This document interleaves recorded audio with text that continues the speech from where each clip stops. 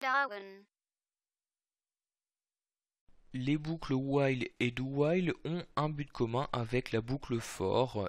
Ces boucles vont vous servir à effectuer un certain nombre de fois des instructions. Mais contrairement à la boucle for qui va se baser sur la valeur d'un compteur, les boucles while et do while vont, elles, se baser suivant une ou plusieurs conditions. Donc, par exemple, ici, je vais choisir d'additionner les différentes valeurs présentes dans mon tableau, donc à l'aide de la boucle while. Donc, je commence ici par créer tout d'abord deux variables. Une première variable que je vais donc nommer somme et que je vais initialiser à 0, et une seconde variable, toujours un entier, une variable que je vais nommer i et que je vais également initialiser à 0. Donc, une fois ces deux variables créées, je peux donc commencer ma boucle while. J'insère donc ici le while comme ceci et j'insère des parenthèses. C'est entre ces parenthèses que je vais pouvoir insérer la condition qui doit être effectuée pour effectuer la boucle. Donc ici par exemple, je vais dire que je souhaite continuer la boucle tant que la valeur présente dans la variable i est inférieure à la longueur de mon tableau, donc ici inférieur à table.length. Je peux maintenant insérer des accolades et je vais ici insérer les instructions à effectuer tant que cette condition est vérifiée. Donc ici je vais donc faire somme plus égal afin à chaque fois de pouvoir récupérer l'ancienne valeur de somme, et je vais y ajouter la valeur présente dans mon tableau. Donc ici je fais plus tab de i comme ceci, j'insère bien évidemment le point virgule pour terminer l'instruction. Ici, contrairement à la boucle for, la valeur de cette variable i n'est pas automatiquement incrémentée. Je vais donc ici devoir sur une deuxième ligne faire un i++ pour incrémenter d'une unité à chaque fois, donc ici la valeur de cette variable. Une fois que la boucle est terminée, je vais maintenant choisir d'afficher donc la somme. Donc je mets ici somme des valeurs du tableau comme ceci, je mets les deux points et je fais donc le symbole de concaténation et j'ai choisi d'afficher la valeur présente dans la variable somme.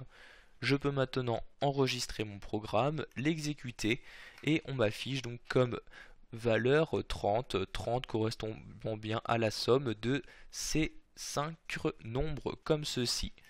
Donc nous avons ici dans cette formation utilisé la structure while. Sachez que vous avez également une structure do while qui elle va vous permettre dans tous les cas d'exécuter une première fois l'instruction pour ensuite vérifier la condition, alors qu'ici automatiquement la condition est vérifiée avant d'effectuer toute instruction. Pour le moment, nous avons vu le while, c'est-à-dire que la condition est dans un premier temps vérifiée avant d'effectuer toute instruction. Nous allons maintenant nous intéresser au do while. La différence étant très simple, le do while va dans tous les cas exécuter au moins une fois l'instruction pour ensuite vérifier là où les conditions et enfin donc réexécuter si nécessaire, donc si les conditions sont vérifiées, les instructions correspondantes. Donc ce do while, comment s'écrit-il? Donc vous mettez tout simplement un do, vous pouvez ouvrir ici les accolades et maintenant vous allez pouvoir insérer donc les instructions que vous souhaitez exécuter. Donc je vais par exemple ici m'intéresser donc à une valeur, je vais donc créer une variable val que je n'initialise pas.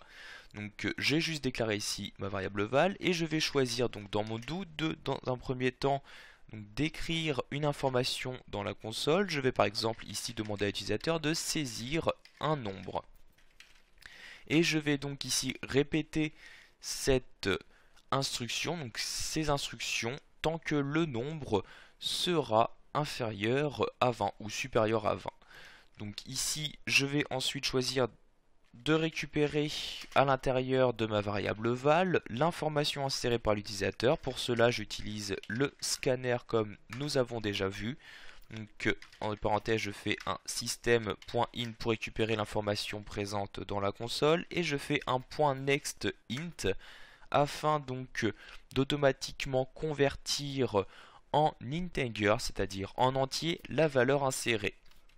Donc j'ai maintenant inséré ici mes deux instructions. Je vais donc choisir quelle est la condition pour que celle-ci soit répétée. Je vais par exemple les répéter tant que la valeur insérée est plus grande que 20. J'insère maintenant mon point virgule, le do a donc été fait. Je vais ici choisir de mettre cette ligne en commentaire pour qu'elle ne s'affiche plus dans la console. J'enregistre maintenant mon programme, je l'exécute. On me demande de saisir un nombre. Je saisis par exemple 55, j'appuie sur Entrée et comme vous pouvez le voir encore une fois, on m'a demandé de saisir un nombre. En effet, la condition a été vérifiée. Du coup, ces instructions ont donc été réexécutées.